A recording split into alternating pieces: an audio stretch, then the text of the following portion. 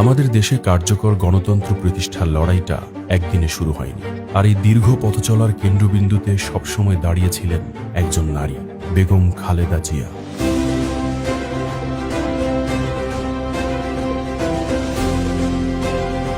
দ্বিতীয় বিশ্বযুদ্ধের শেষ মুহূর্তে ১৯৪৫ সালের ১৫ই আগস্ট জলপাইগুড়ি জেলার মজুমদার বাড়িতে জন্মগ্রহণ করেন খালেদা খানম। সময়টা ছিল একেবারে যুদ্ধ ও শান্তির মিলনস্থলে। ছোট বোন বেবি আদর করে ডাকতেন পুতুল। আর ১৯৬০ সালে সেনা কর্মকর্তা জিয়াউর রহমানের সঙ্গে বিয়ে হয় পুতুল। তখন পুতুল হয়ে যান বেগম খালেদা জিয়া। একেবারে সাধারণ জীবনযাপনে শুরু হয় তাদের সংসার জীবনের পথ চলা, যেন রোমান্টিক টোনাটুনির সংসার।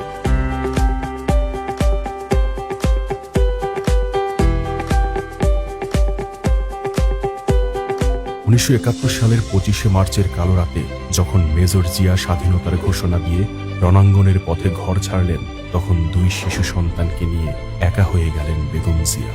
নিরাপদ জায়গায় যাওয়ার সুযোগটাও পাননি, তবু হাল ছাড়েননি। একজন সাধারণ গৃহবধূ থেকে বেগম জিয়া শুরু করেন এক সংগ্রামী যাত্রা।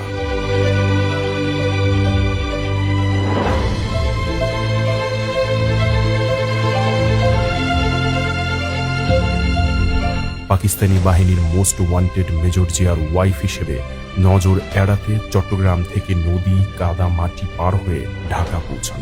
এরপরও তিনি গ্রেপ্তার হন পাকিস্তানি বাহিনীর হাতে।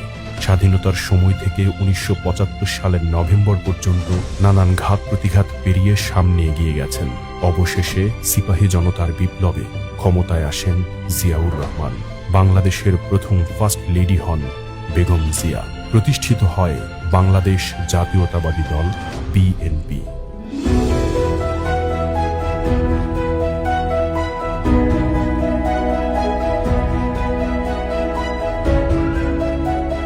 কিন্তু সুখের সময় ক্ষণস্থায়ী। ১৯৮১ সালের ৩০ মে চট্টগ্রামে ব্যর্থ অভ্যুত্থানে ক্ষণজন্মা বীর রাষ্ট্রনায়ক জিয়াউর রহমান শহীদ হন।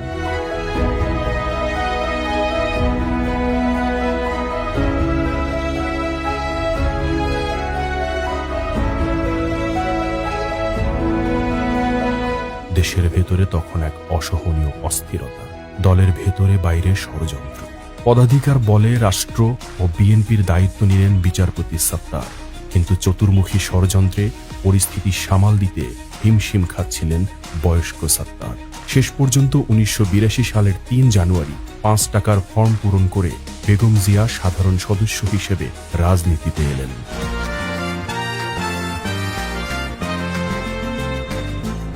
বিএনপির প্রতিষ্ঠাতার স্ত্রী হিসেবে তিনি দলের বড় কোনো পদে যুক্ত হননি।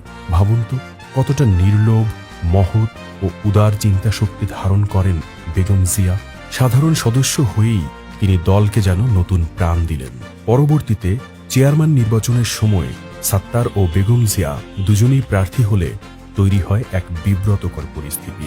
বিচারপতি সত্তার ও বেগম জিয়া দল ও দেশের স্বার্থে আলোচনায় বসলেন। দল ও দেশকে ঐক্যবদ্ধ রাখার শর্তে ৮ই জানুয়ারি বেগম জিয়া নিজের প্রার্থিতা প্রত্যাহারের ঘোষণা দেন। এই সিদ্ধান্তই পুরো রাজনৈতিক পরিস্থিতিকে ঝাঁকুনি দেয়। বেগম জিয়ার রাজনৈতিক জনপ্রিয়তা বুঝতে পেরে আঁতকে উঠলেন সেনাপ্রধান এরশাদ। ২৪শে মার্চ ১৯৮২ সালে এরশাদ সত্তারকে অস্ত্রের মুখে ক্ষমতা ছাড়তে বাধ্য করলেন। অথচ মজার বিষয়, এর ২ সপ্তাহ আগেই আওয়ামী লীগ বায়তুল মোকাররমের জনসভা থেকে সত্তার সরকারকে সরাতে দাবি তুলেছিল। ১৯৮২ সালের ১৬ এপ্রিল খালেদা জিয়ার স্বাক্ষরিত প্রথম অফিসিয়াল ডকুমেন্ট পহেলা বৈশাখের শুভেচ্ছা কার্ড আকারে হাজার হাজার মানুষের কাছে পৌঁছে যায়। এর কিছুদিন পর ৭ নভেম্বর ছাত্রদের সভা পুলিশ লাঠিপেটা করে পণ্ড করে দিলে বেগম জিয়া একেবারে সামনে দাঁড়িয়ে ছাত্রদের শপথ বাক্য পাঠ করান। এরপর ছাত্রদল, ১৪ দল ও অন্যান্য ছাত্র সংগঠন মাজেদ খান শিক্ষা কমিশন বাতিলের দাবিতে ১৩ ডিসেম্বর ধর্মঘটের ডাক দেয়। ধর্মঘটের আগের ২ দিন ১১ ও ১২ ডিসেম্বর ছাত্র দলের ২ দিনব্যাপী বর্ধিত সভা অনুষ্ঠিত হয় এবং শিক্ষানীতি বিষয়ক আন্দোলনকে সামরিক শাসন বিরোধী আন্দোলনে পরিণত করার মাস্টার প্ল্যান তৈরি করা হয়। এই সভাতেই প্রথম খালেদা জিয়াকে আনুষ্ঠানিকভাবে বিএনপির মূল নেতৃত্ব গ্রহণের আহ্বান করা হয় এবং এই সিদ্ধান্ত আনুষ্ঠানিকভাবে দলের কাছে উপস্থাপন করা হয়। 1983 সালের ফেব্রুয়ারিতে ছাত্রদের উপর পুলিশ গুলি চালায়, ফলে নিহত হয় অসংখ্য ছাত্র। এ খবর পাওয়ার সঙ্গে সঙ্গেই আন্দোলনের শহীদদের দেখতে বেগম জিয়া বাড়ি থেকে বের হন। পথে ক্যান্টনমেন্টের মূল গেটে তাকে আটকে দিলে অন্য পথ ধরে বেরিয়ে সরাসরি ঢাকা মেডিকেলে আহত ও শহীদদের সামনে গিয়ে দাঁড়ান বেগম জিয়া। সেদিন হাসপাতালের ভেতরের দৃশ্য পুরো দেশকে নাড়িয়ে দিয়েছিল।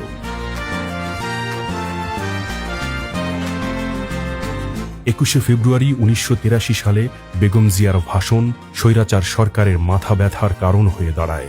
হাজারো মানুষের সামনে তিনি ঘোষণা করলেন, এই আন্দোলন সামরিক শাসন পতন না হওয়া পর্যন্ত চলবেই। এরশাদ তখন হুদা মতিন গ্রুপকে দিয়ে বিএনপিতে ভাঙন ধরানোর চেষ্টা করলেন। পরিস্থিতি সামলাতে বিচারপতি সত্তার বেগম জিয়াকে সিনিয়র ভাইস চেয়ারম্যান করেন। ফলে বিএনপিকে ভাঙার সকল প্রচেষ্টা মাঠে মারা যায়। 1983 আগস্টে বিএনপি নেতৃত্বাধীন 7 দলীয় জোট আত্মপ্রকাশ করল, যার প্রধান সমন্বয়ক বেগম খালেদা জিয়া। একের পর এক আন্দোলন, যুগপৎ কর্মসূচি, 28 নভেম্বর সচিবালয় ঘেরাও কর্মসূচি, সব জায়গাতেই বেগম জিয়ার সরাসরি উপস্থিতি বাংলাদেশের এক সংগ্রামী নেত্রী হিসেবে প্রতিষ্ঠিত করে। অবশেষে 1984 সালের এপ্রিলে বিএনপির বর্ধিত সভায় বেগম খালেদা জিয়াকে দলের ভারপ্রাপ্ত চেয়ারম্যান করা হয়। আর 10 মে বিচারপতি সত্তার অবসর ঘোষণা করলে পূর্ণ চেয়ারম্যানের দায়িত্ব তার হাতে আসে। এই দিন থেকেই বেগম খালেদা জিয়ার নেতৃত্বে শুরু হয় বাংলাদেশ জাতীয়তাবাদী দল বিএনপির নবযাত্রা।